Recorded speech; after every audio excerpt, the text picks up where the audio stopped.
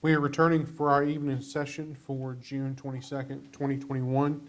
The board held its open session at 3 p.m. today, followed by a work session and a closed session. Item L of our agenda is a certification resolution. In the closed session that just concluded, nothing was discussed except the matter or matters which were identified in the motion to convene in closed session. Only these matters lawfully permitted to be discussed under the Virginia Freedom of Information Act were discussed. Is there a motion to adopt the resolution? Make a motion to adopt the resolution. Second. A motion is second. Madam Clerk, if you call the roll. Mr. Mahoney, Yes. Mrs. Hooker, Yes. Mr. North, Yes. Mr. Radford, Yes. Mr. Peters. Yes.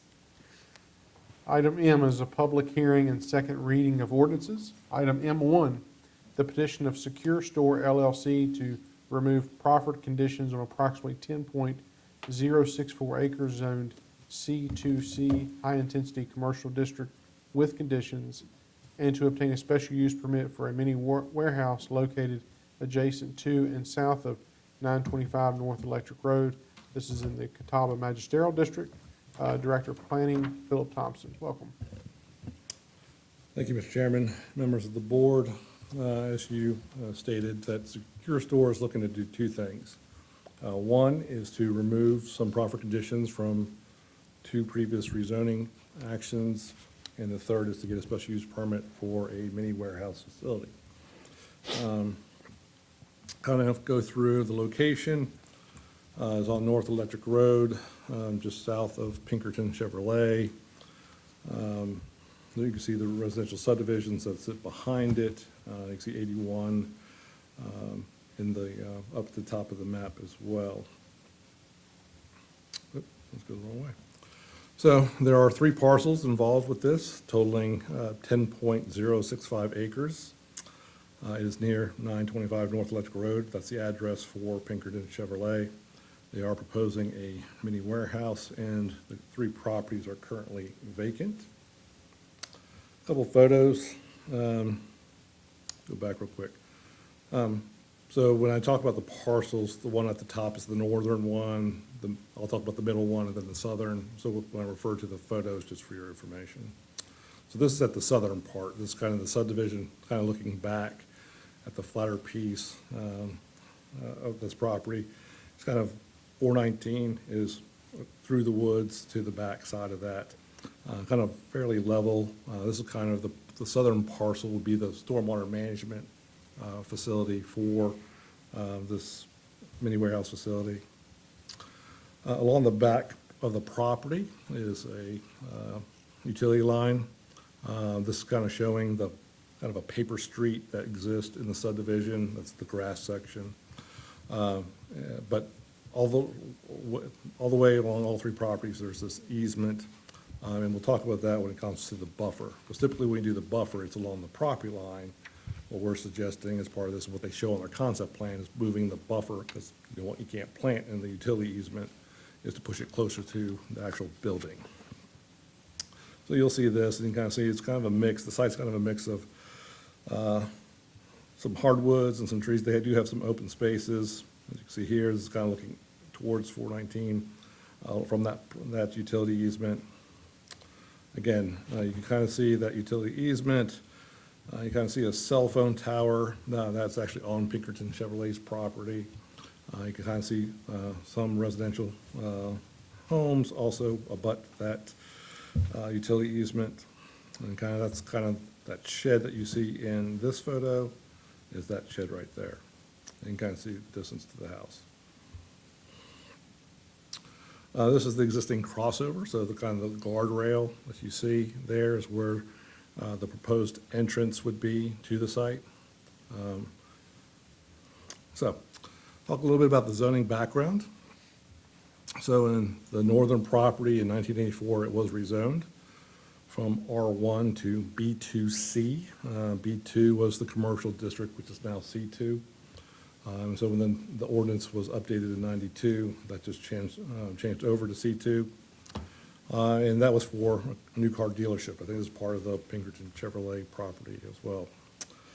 In '98, the middle property was rezoned from C1 to C2C for a medical center, and there were profit conditions associated with that. And then 2002, the middle and southern properties were rezoned to C2C. So the profit conditions that were on the middle property were all removed, and there were new proffers that were put in place for the middle property and the southern property. And that was to develop a hotel and restaurant, I believe. So, looking at what they're proposing out of the existing ordinance or existing profit conditions, this is the 2002 ordinance. We're trying to get rid of the proffers that talk about how the site shall be developed, because obviously they want to refer to a country inn and suites and family restaurant master plan when they're developing a different type. They're talking about striking the parking lot lighting. We'll talk about that in a second. The screening and buffering, that's part of that profit conditions. And then the ordinance that was adopted back in '84, but has an '83 date on it, is that the property could only be used as a new car dealership. So obviously they want to strike that from that ordinance as well. So those are the profit conditions they want to have removed. And through that, you go through the rezoning process to do so. Meaning warehouse, we define that as a building designed to provide rental storage space in cubicles, where each cubicle has a maximum floor area of 400 square feet. Each cubicle shall be enclosed by walls and ceiling and have a separate entrance for the loading and unloading of stored goods. It requires a special use permit in the C2 district, so that's what they are seeking. Their concept plan, 4 storage buildings, roughly totaling 69,000 square feet. 2 of the buildings are 32,000 square feet each, and then the last one's 2,200 square feet. There is a small office in one of the corners of the large buildings. Approximately 500 storage units is being proposed. There are 6 parking spaces. There'll be some fencing and obviously stormwater management. They are showing a sign that's 12 feet by 10 feet in size. Access is proposed at the existing crossover. That section is designated as limited access along 419. So they would need to, they would have to get approval through the Commonwealth Transportation Board to get an access break for that. They have requested, and they could talk about it maybe a little bit more when they come up here, is one of the actions that they need is a letter of support to submit their application or materials to the state. So if this is approved, staff would assume that if one of the conditions is conformance with the site plan, which shows that entrance, that would be supportive of that limited access break to provide that access. So, kind of a building interior layout, the small building being on top with all the access from the outside. You can see the storage or the garage doors as well, but while there is some interior rental spaces of the larger buildings, so there'll be access to that. Here's a rendering of their proposed facilities or buildings with the office location in that corner of the larger building. Oh, there it is. Sign rendering, in your packet, they show a sign. This is the 12 by 10 sign that they're proposing. It would be a monument-style sign.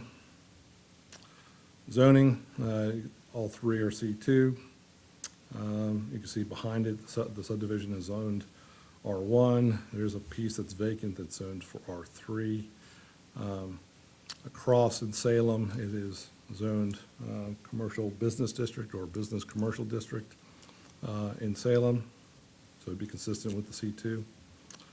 Core is the future land use destination. This is a future land use area where high-intensity urban development is encouraged. Land uses within core areas parallel the central business districts of Roanoke, Salem, and Benton. It may be appropriate for larger scale highway-oriented retail uses and regionally based shopping facilities. Should not be used for tax-exempt facilities. And appropriate land use types include general retail shops and personal services, office and institutional uses, and limited industrial uses. So it is consistent with the future land use of core. Planning Commission held a public hearing on June 1st. There were no citizens to speak at that public hearing. The Planning Commission discussed the building setbacks, lighting, comparisons to Plantation Road, mini warehouse facility, conditions, the screening and buffering, traffic generation, the proffers being removed, the future land use destination of core, the limited access of 419, and then stormwater management. The Planning Commission does recommend approval of the request to remove the proffered conditions and grant a special use permit for mini warehouse with 5 conditions. Those conditions deal with, the first one dealing with general conformance with the concept plan. The second one deals with landscaping on the site shall be installed in general conformance with that concept plan. I'm gonna kind of go back to that real quick, because I think it's important to show. So one of the things on this, and there's a cross-section in your packet as well. So because this property sits above the homes, the thought process with this, in addition to the utility easement, the best way to screen it is by putting the buffer as close to the building as possible, because if you're looking up, it was too far down, you could see over that buffer requirement and see the building. So one, there is obviously the utility easement, which makes sense, where you can't plant anyway, which you'd have trouble, but also by pushing it closer to the building, it's gonna have a better job of screening it from the residential neighborhood.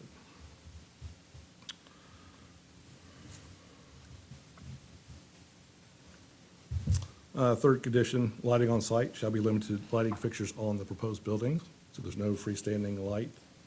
And there shall be no freestanding light poles on site. All the lighting will be away from the residence. It'll be towards the interior of the parking or the pavement.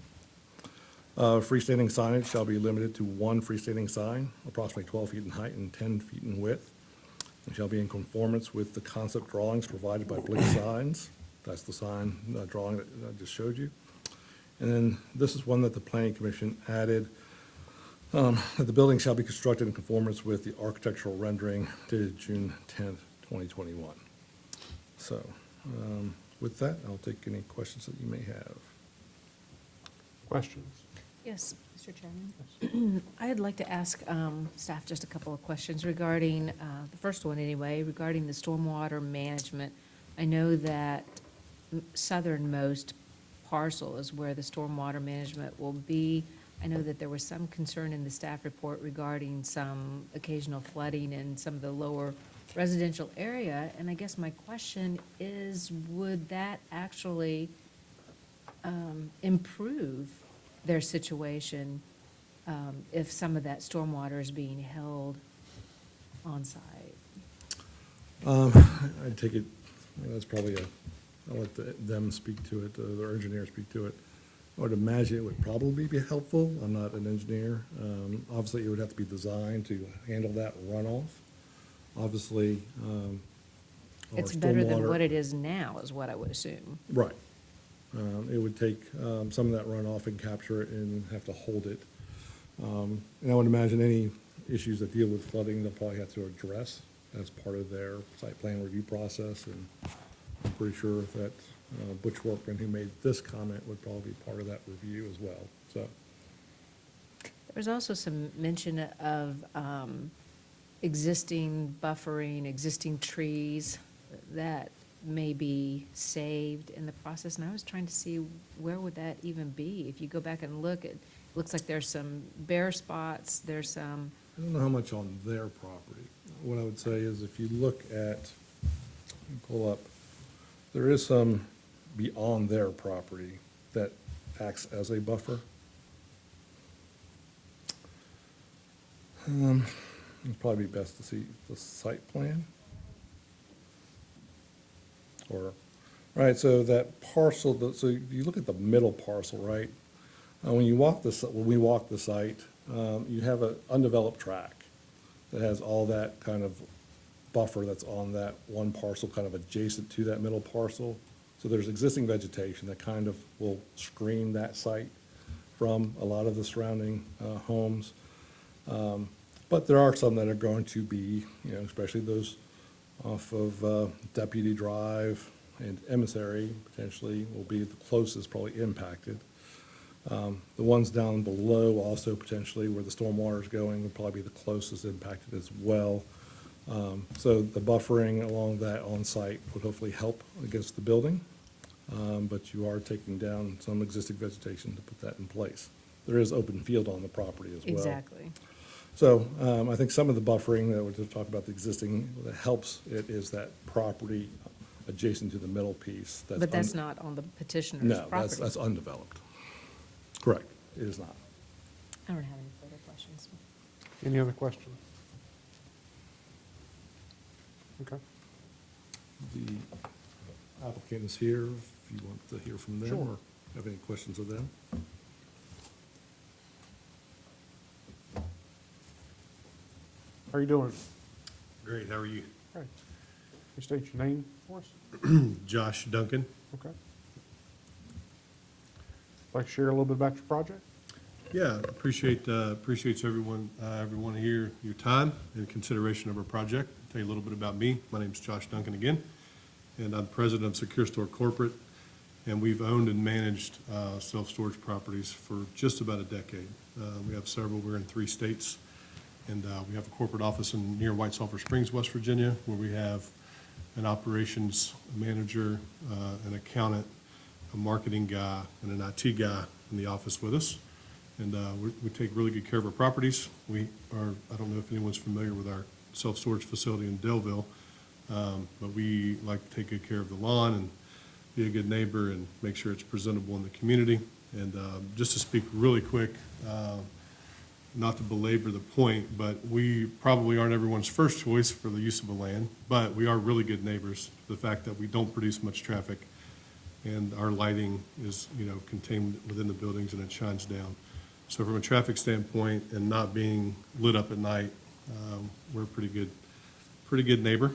And with that being said, I'll just open to any questions. We got Bobby with us here. Any stormwater issues or engineering questions? Just really appreciate your time and consideration. Mr. Raffy? Yeah, I got a question for Bobby. Have you done any preliminary on the stormwater? What are you finding? I haven't it doesn't concern me when I look at the site with the southern portion of the property. So basically 1/3 of the property we're not using for the development. So I have all that area to deal with stormwater. So obviously we have to meet all the state and local standards. And I think an important thing to note is right across the street from the site is DEQ's office. And we laugh, but that's pretty significant because Yeah. it's eyes on every day and there's no opportunity not to do that correctly. Okay. Great. I have more. Okay. So, And so I was just going to make a couple of comments regarding the project in general, and I know from our conversation, I appreciate you all calling and reaching out to me, but the retreat apartments are very close there, and so there's a lot of storage need in that area. I think there was also some mention of the popularity currently for RVs and boats, and many neighborhoods are no longer allowing that. It's in their deeded agreements that they won't have those on property on site, so there's that need. And so this is being generated because of a need the market is saying that they have, and I appreciate that. I think that the screening is really well planned. I like the idea of it being against the building, and from what staff presented with their projection, it looks like in many cases that some neighbors may not even see the facility at all. The lighting, I think, is also, considerate. So I appreciated those things, and none of those were really questions, those were just comments. But I appreciate it, Mr. Chairman, thank you. okay. Well, thank you both. Thank you. All right. Any other questions of the board members? Okay. If not, we will have a 10-minute break to allow for e-comments concerning this public hearing. Please email all comments to djax@roanokecountyva.gov or by phone at 540-776-7278. When submitting comments, please include your name and address. Comments submitted by email and by phone will be read aloud during the meeting, subject to reasonable time limitations. It is now 7:21, and our time will begin now.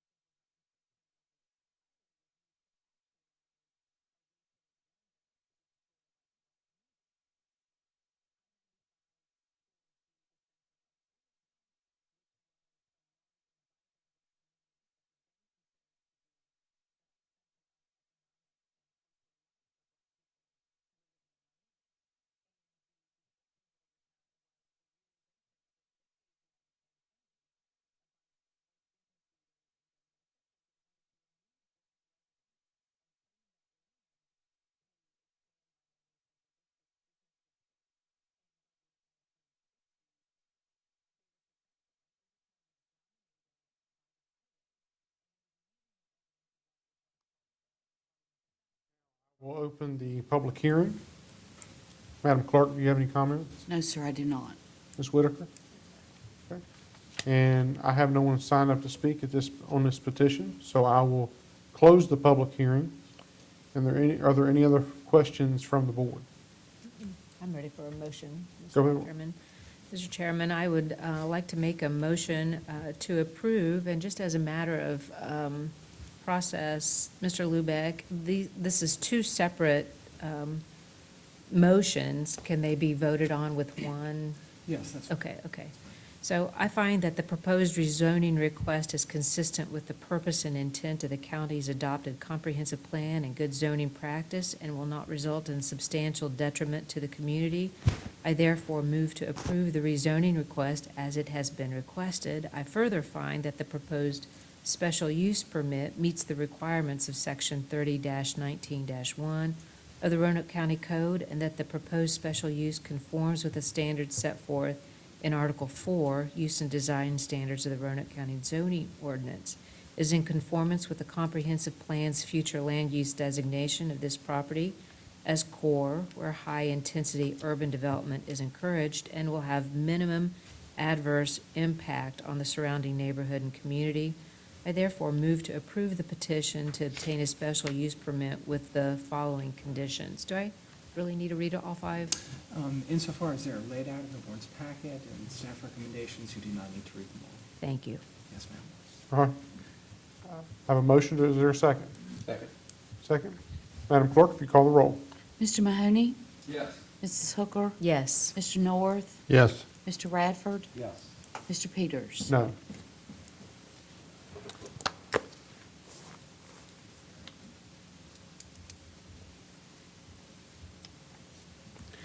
Item N is citizens' comments and communication. The first one that we have signed up to speak is Janet Shell.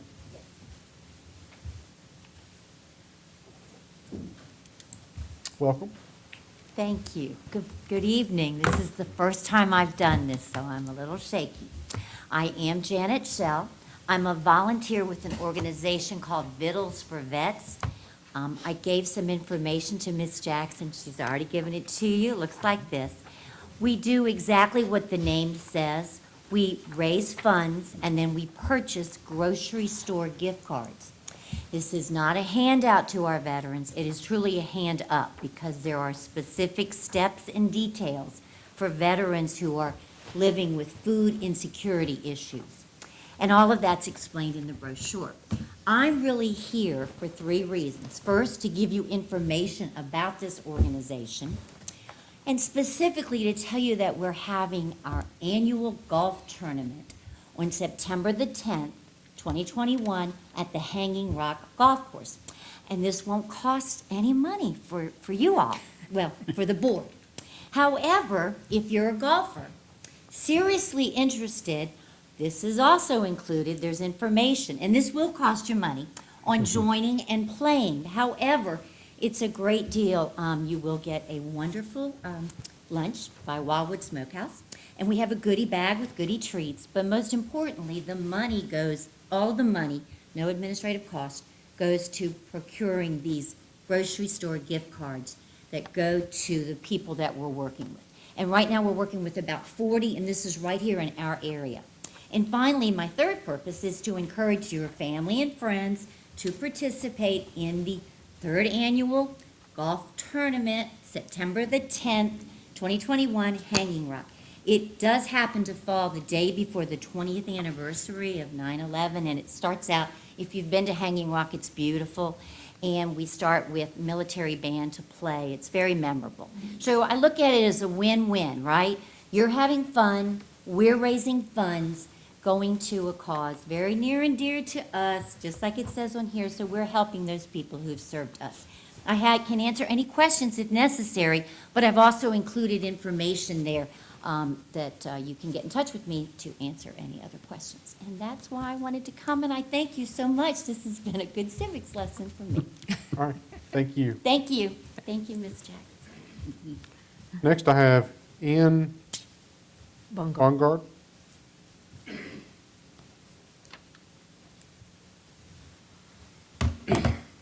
Hello, good afternoon. Thank you for having me. My name is Ian Bongard. I am the Trails Coordinator for Blue Ridge Off-Road Cyclists. So in December, I came before y'all and I let you know that I was starting a project called Voyager at Explore Park. I'm very happy to let y'all know that it is now finished, and we had the opening very recently. The community input that we received was incredible, from designing, planning, and the final construction that we've had. And now that it's been open, I go out there as often as I can, and I see droves of riders out there, at least 5 or 6 a day, just that I see in the short time that I'm out there. I'm currently out there looking at our next future trails. This has been our first project that we have done from start to finish with Roanoke County. We have helped with a couple other things, but we at Brock have had an overwhelming success. We really enjoy working with the county. Mark, Doug, Greg, everybody at the Recreation Department has been more than helpful with getting us materials and anything else that we need. They have helped us with open arms. So the amount of success that we have seen from this project will only increase our success in the futures.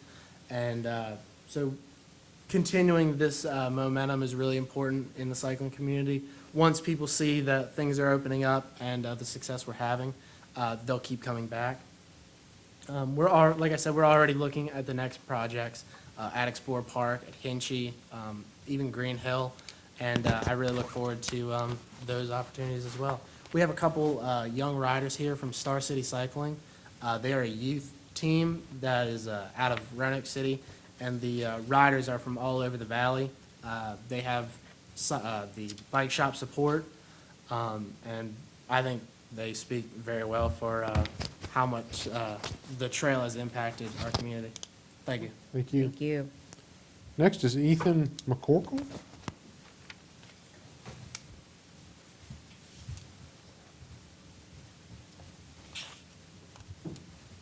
Hello, my name is Ethan Horkle. I'm a rising freshman at Hidden Valley Middle School, and I'm part of the Star City Cycling team.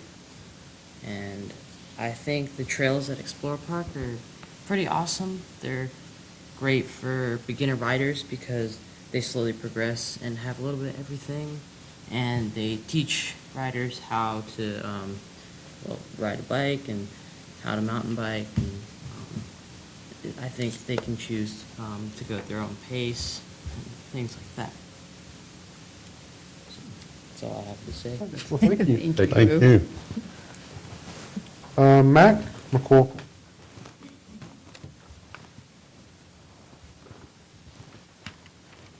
Welcome. Good evening. Thank you for having us. I'm related to him. I'm his granddad, and we started riding mountain bikes. He was below the podium, and some things have happened. I'm a coach for the team, and then I started out being able to stay ahead of these guys, and now they are ahead of me. But we were out at Explore Park on Thursday and got to experience these new trails. They're amazing. The whole Explore Park experience has changed so much since I moved here in '82, and it's just now with the zip line and all the other things that are out there, it's amazing. So the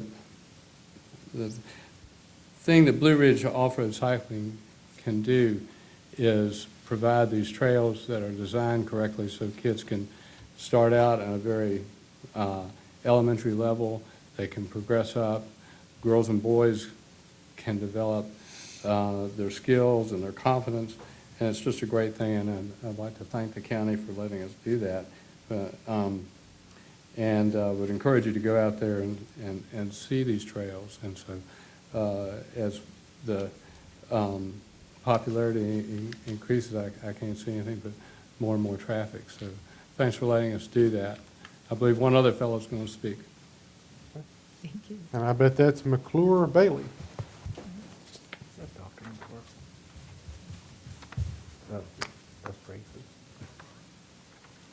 Welcome.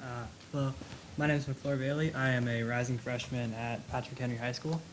And Explorer Park's amazing. I've ridden there, I don't know, I think I've gone there 3 or 4 times. And I've only been there once since that new trail's there, and it's a whole different experience.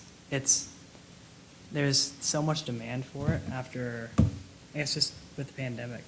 And there's been so many new riders that are exposed to it that now there's more of a demand for it.